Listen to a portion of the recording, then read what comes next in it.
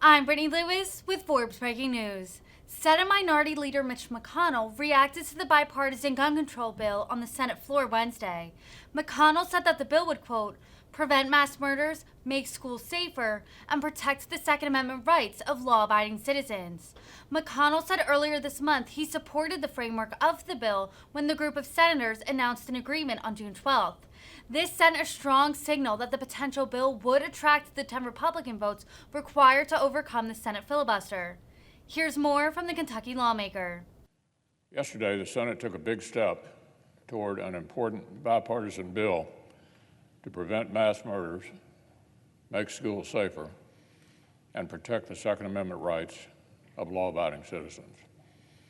A bipartisan group led by Senator Cornyn has put together a package of common sense and popular solutions to make these horrific incidents less likely.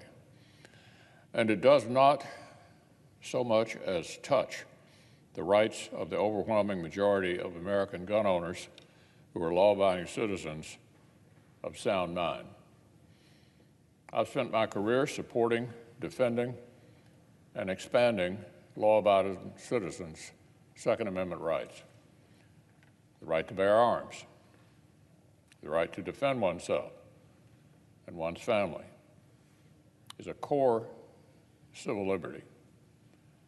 Among other things, Senate Republicans spent years confirming a generation of federal judges who understand that the Constitution and the Bill of Rights actually mean what they say. The American people know that we don't have to choose between safer schools and our constitutional rights. Our country can and should have both. But throughout recent years, our Democratic colleagues have indicated they were not interested in substantial legislation to create safer communities if they didn't get to take massive bites out of the Second Amendment in the process. There have been attempts at bipartisan talks after horrible incidences in the past, but they fell apart when Democrats would not sign on to anything that did not roll back the Bill of Rights for law-abiding Americans. Well, this time is different. This time, the Democrats came our way and agreed to advance some common sense solutions without rolling back rights for law-abiding citizens. The result is a product I'm proud to support. It will send more direct funding to community behavioral health centers and for mental health in schools. It will send money, not just to states that decide to implement so-called red flag laws, but to every state to fund crisis intervention programs of their own choosing. And states that do not use the money for red flag laws will have to build in new due process protections that have never been required before. The bill also removes the blinders that have prevented the NICS background check system from considering young people's pre-existing juvenile records. If a young teenager has been convicted of a violent crime or institutionalized for mental illness, there's no reason why that important record should be magically wiped away on their 18th birthday for the purpose of buying weapons. That information is clearly relevant, and 87% of Americans agree. To be clear, this legislation has no new restrictions, bans, waiting periods, or mandates for law-abiding gun owners of any age. No new restrictions, bans, waiting periods, or mandates for law-abiding citizens of any age, including those aged 18 to 21. Someone who has never been convicted of a violent crime or adjudicated as mentally ill will not have their rights affected one iota. And a whole lot of schools and communities will receive more mental health funding to prevent crisis situations before they develop. Now, on a related matter, speaking of safer communities, it'd be nice if Attorney General Garland and the Department of Justice could do their jobs and enforce the federal laws that Congress actually already has on the books. For example, it is currently, right now, illegal to join a mob protesting outside the private family home of a federal judge, including Supreme Court justices. It is illegal right now to try to replace the rule of law with harassment and intimidation. What's been going on outside justices' homes for weeks now is a federal crime right now. But you wouldn't know it from the Justice Department's inaction. First, the most prominent Democrats in America fanned dangerous flames with intemperate rhetoric about the court. The House Democrats blockaded a non-controversial Supreme Court security bill for weeks, until a literal assassination plot came to light. And all the while, Attorney General Garland still refuses to enforce existing federal law and put a stop to these illegal pressure campaigns. As Washington Democrats continue to stage hearings about political violence that took place a year and a half ago, their own side of the aisle is engaging in ongoing political violence as we speak. In recent weeks, the entire country has been swept with vandalism, arson, and attacks directed at churches, pro-life organizations, and crisis pregnancy centers that serve and help women, going on all across the country. By one count, there have been more than 4 dozen incidences of vandalism, harassment, or violence committed by pro-abortion advocates since the shameful leak of a Supreme Court draft opinion. The Department of Justice will not even condemn or stop illegal intimidation mobs today.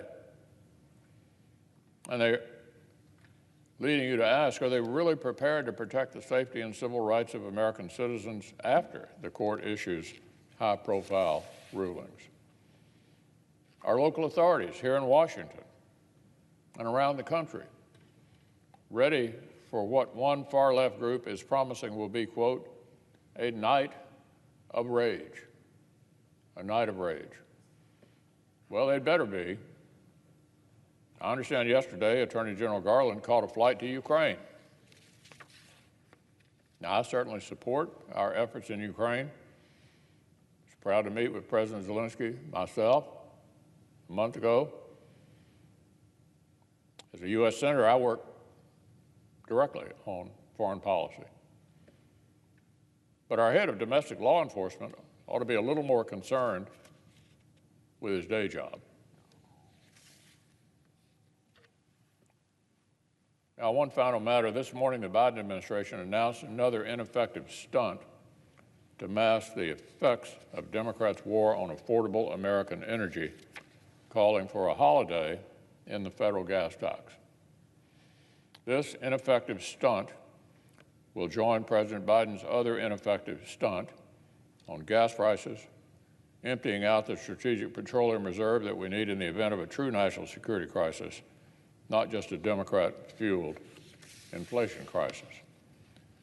This ineffective administration's big new idea is a silly proposal that senior members of their own party have already shot down well in advance.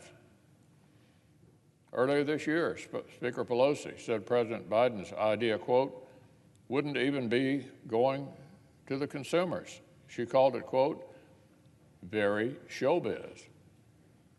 Larry Summers, top economist of multiple Democratic presidents, said the idea would be, quote, listen to this, short-sighted, ineffective, goofy, and gimmicky.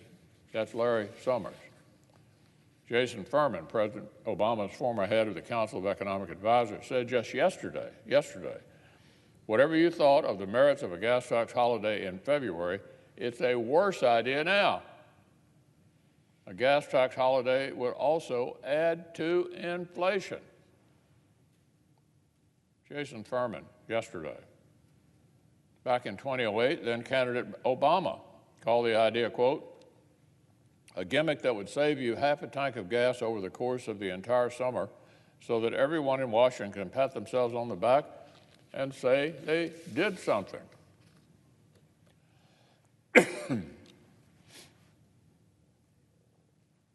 Look, a recent study of past gas tax holidays found that less than 20% of the amount ends up actually lowering prices at the pump. In other words, lifting the 18.4-cent gas tax would mean lowering America's gas prices by just 3 or 4 cents. 3 or 4 cents. The price of gas has risen $2.60 since the Biden administration took office and launched its holy war on affordable American energy. There had already been a substantial increase before the conflict in Ukraine escalated. Now, the president wants to trim 3 cents off the top and take a bow? I don't think so. Tomorrow, Secretary Granholm will continue the empty theater by holding a, quote, emergency meeting with domestic energy refiners. Presumably, this will involve another left-wing browbeating like the accusatory letter President Biden sent to domestic producers just last week. The same administration, the same one that hasn't awarded a single offshore energy lease, hasn't offered an offshore lease sale in 5 straight quarters, and has taken every single opportunity to slow-walk new energy infrastructure into submission, appears to have found a convenient scapegoat for the consequences of its own actions. Actually, I have a better idea. Democrats could stop setting off inflationary spirals, stop proposing massive tax hikes on the brink of a recession, stop waging a holy war against American fossil fuels, and stop applauding the pain that working families are feeling as part of some grand left-wing transition.